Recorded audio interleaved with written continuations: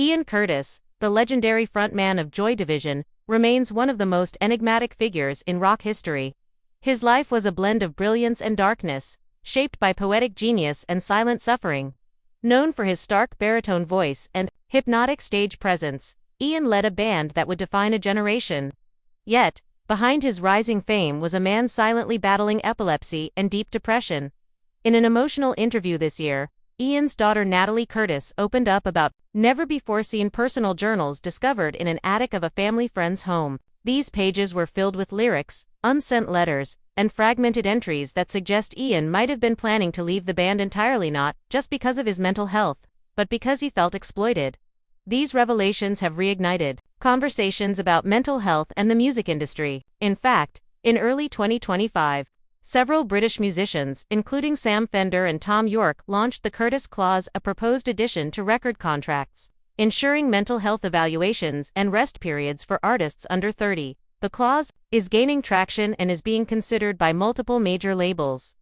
But not all updates have been comforting. In February 2025, Ian's old friend and Joy Division guitarist Bernard Sumner admitted in a BBC special that he and the band were unaware of how serious Ian's condition had become. He shared, "We were all young. We thought he'd be okay. We didn't recognize the warning signs. If we had, maybe we would have stopped the tour."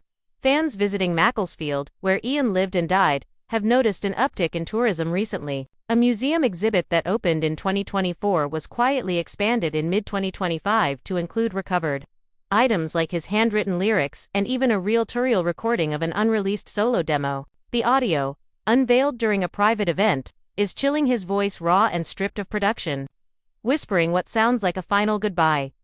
Meanwhile, social media has reignited debates about whether Ian Curtis should be remembered more as a poet than a rock star. In March 2025, Penguin Books announced the upcoming release of the collected words of Ian Curtis, scheduled for December. It includes unpublished lyrics, letters, and diary excerpts that paint a picture of a deeply sensitive man longing for escape. In contrast to the celebration of his art, the Curtis estate has been dealing with a legal battle over merchandising rights. A company in Germany released unauthorized Joy Division apparel in early 2025, including images of Ian's grave. Fans were outraged, calling it exploitative. The case is ongoing, but it's yet another example of how Ian's legacy still generates emotion and controversy. More than 40 years later, psychologists and music therapists have taken a renewed interest in Ian's story as well. This year, the British Psychological Society held a symposium focused entirely on how his lyrics offer insight into undiagnosed mental trauma.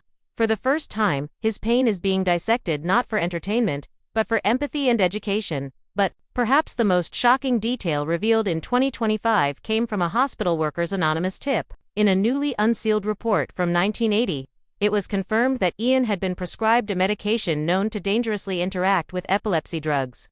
This detail, kept quiet for decades, is now being reevaluated by health experts who argue that medical oversight may have played a larger role than anyone realized. To this day, fans continue to gather each year on May 18th at his Macclesfield grave, but the energy in 2025 feels different, more raw, more determined to get the story right.